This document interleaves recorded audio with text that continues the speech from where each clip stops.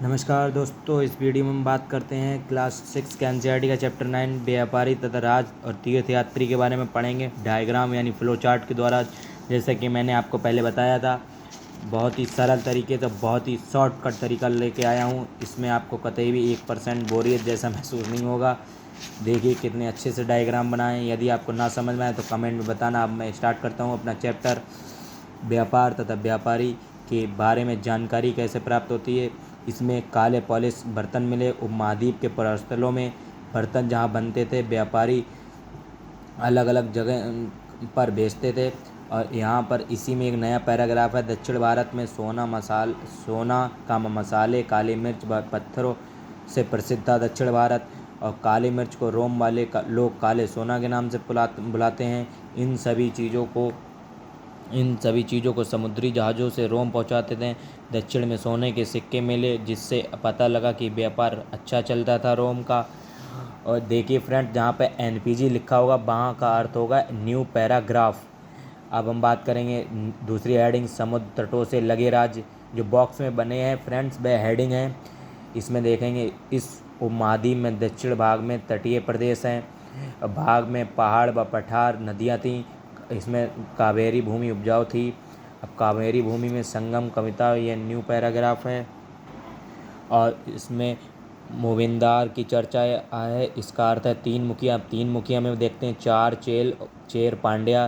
तीन मुखिया दक्षिण भारत में 2300 वर्ष पूर्व मिले थे। तीनों मुखिया के 2 सत्ता केंद्र थे, 6 केंद्र शक्तिशाली थे। 200 वर्ष के बाद पश्चिम भारत में सातवाहन का शासक राजवंश का प्रभाव था। सातवाहन का सबसे बड़ा प्रमुख राजा गौतमी पुत्र श्री सतकर्णी था। ठीक है। अब सातवाहन के शासक दक्षिण पथ के स्वामी कहे जाते थे। सातकर्णी ने पूर्वी, पश्चिमी तथा दक्षिणी तटों पर सेनाएं भेजी थी अपनी। अब हम सिल्क रूट यानी रेशम मार्ग की कहानी पढ़ेंगे। इसमें कीमती व चमकीले रंग के व मुलायम बनावट के वस्त्र बहुमूल्य माने जाते थे।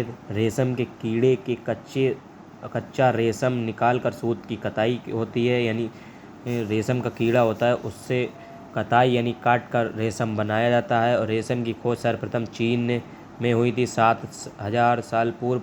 इस बात को कई समय तक छुपाया। चीन के लोग पैदल व ऊँट से अलग अलग तरह जाकर जाते थे।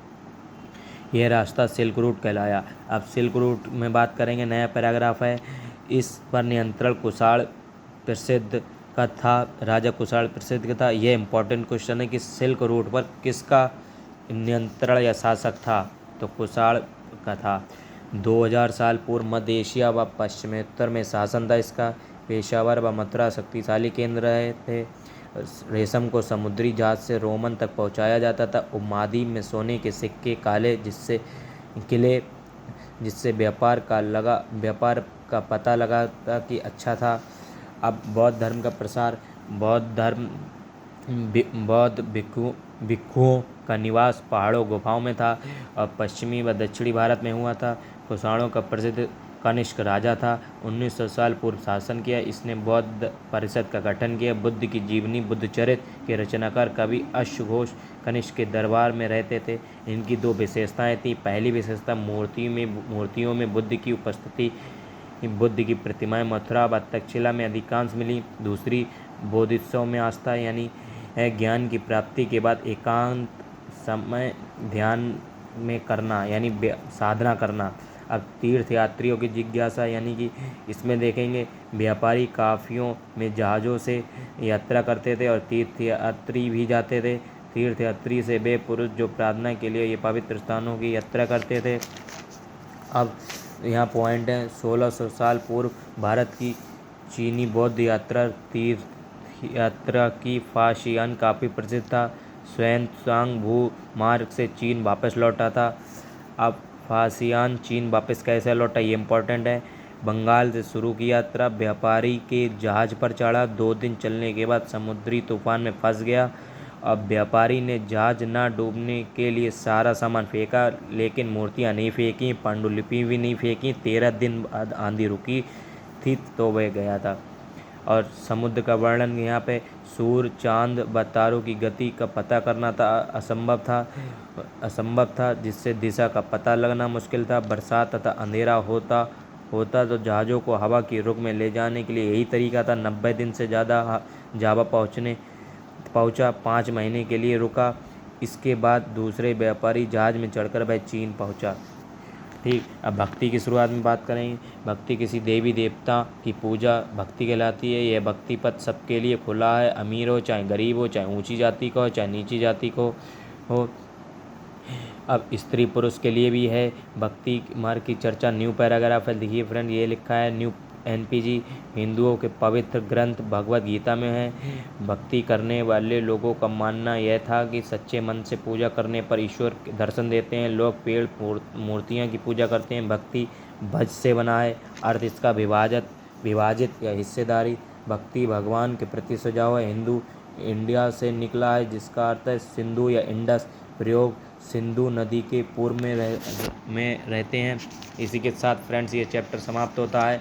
फ्रेंड्स, ये शॉर्ट नोट करने से पहले आपको इस चैप्टर को NCERT की बुक से पढ़ना है। मैं आपको चैप्टर दिखा रहा हूँ, वही आपको पढ़ लेना है। इसके बाद ही आपको ये चैप्टर के नोट्स बनाने में मदद मिलेगी। यदि आपको कोई भी चीज़ समझ में ना आई हो तो कमेंट में बताना फ्रेंड्स। देखिए, ये चैप्टर पढ़ना है, व्यापारी, राजा और तीर्थकर। देखिए, समुद्र तटे से लगे राज, रेशम मार्ग की कहानी। देखिए, ये सभी भी पढ़ा। बौद्ध धर्म का प्रसार के बारे में, तीर्थयात्रियों की जिज्ञासा, और हमने फारसियन चीन वापस कैसे लौटा, ये पढ़ा बहुत ही शॉर्ट तरीके से। भक्ति की शुरुआत कैसे हुई, और इसी के साथ फ्रेंड्स ये चैप्टर समाप्त होता है। ये इम्पोर्टेंट तिथियाँ, ये इम्पोर्टेंट हैं फ्रेंड्स। यदि आपको वीडियो पसंद आई हो तो अपने और दोस्तों को भी भेजिएगा, शेयर कीजिएगा। Thanks for watching the my video.